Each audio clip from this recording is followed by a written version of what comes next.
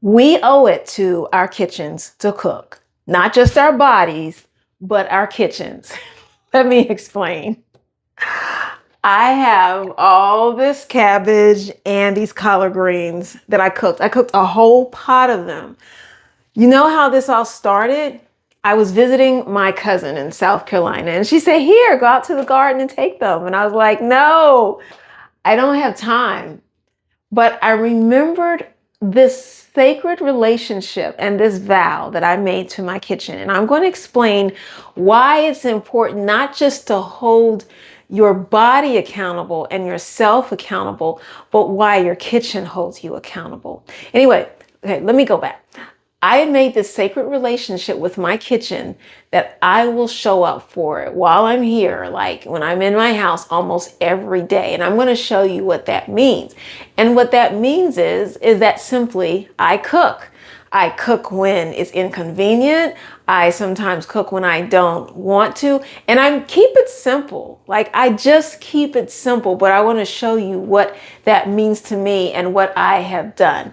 I have developed what I call, and what I think you should think about doing, is a sacred relationship with your kitchen, because I believe that's so important, especially if you're going to be plant-based, plant-forward, plant-rich, especially if you're going to make vegetables like I do the focus of what you eat. It's like you've got to develop this divine relationship with your kitchen. And I want to show you what that means.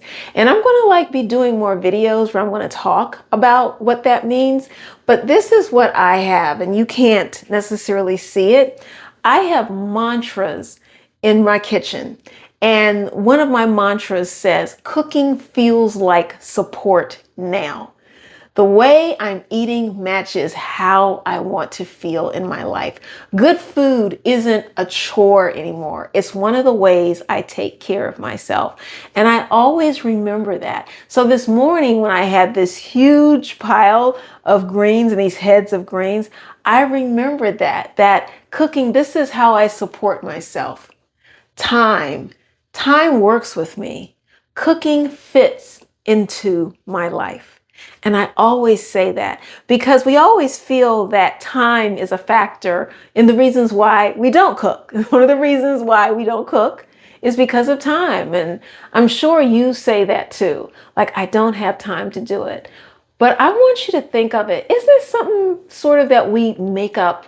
We sort of create and invent what time is for us.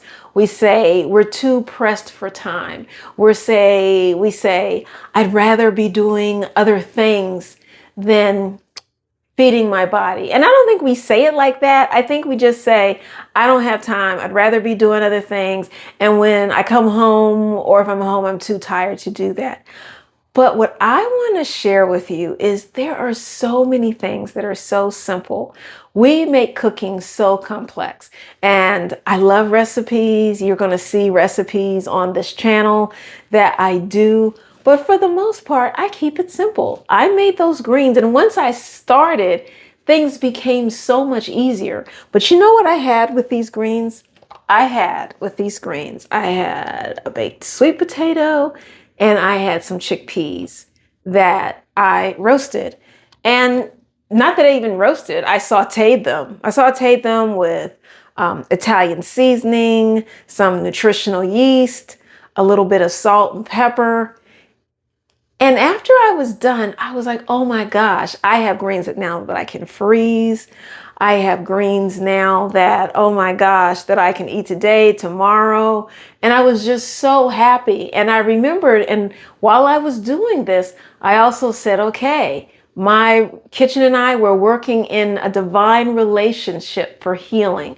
That is what keeps me motivated and grounded in terms of doing plant-forward meals. It's not just my body, it's just that this is a sacred space. And when you have a sacred space, you have to nourish it. Let me show you some other things that I have. And I had created these affirmation cards that I have, and they are so wonderful. And one of my affirmation cards is build one go-to meal. you need a fallback meal. And your fallback meal can be like veggie fried rice, leftover with broccoli and veggies, garlic and tamari. Like have your fallback meals. But then I have things that are like more, that's more like gives you tips. But then I have this card, and these are cards that I look at because I want to realize and remember this divine relationship that I said that we have. One of them is before you turn on the stove, take one moment and just be present. And even this morning, when I was thinking about all the tasks that I had to do, I said, Cassandra, you just need to be present. Just be present. And then I started enjoying that. And then the other thing I did is I put on some of my favorite YouTube videos. I put on some of my favorite oils, because the thing about it is when you're doing that, think of this as your time. Think of this as your time. You know, this is the beginning of the year, the beginning of 2026, and everybody's doing these how-to videos like how to eat better or how will you accomplish your goals. And I was watching Mel Robbins this morning while I was cooking, and she had someone who's a researcher, a scientist. I can't remember the person's name. I apologize for that. But they were talking about this aspect of whatever it is you want to accomplish, make it fun. Make it enjoyable. Make it fun in terms of what you want to do. And that's what I did. I made it fun while I was cooking. I got caught up on some of my favorite podcasts. Like I said, I have, you can't see it. I don't know how this is going to look, but I have my favorite incense sticks that I like to burn.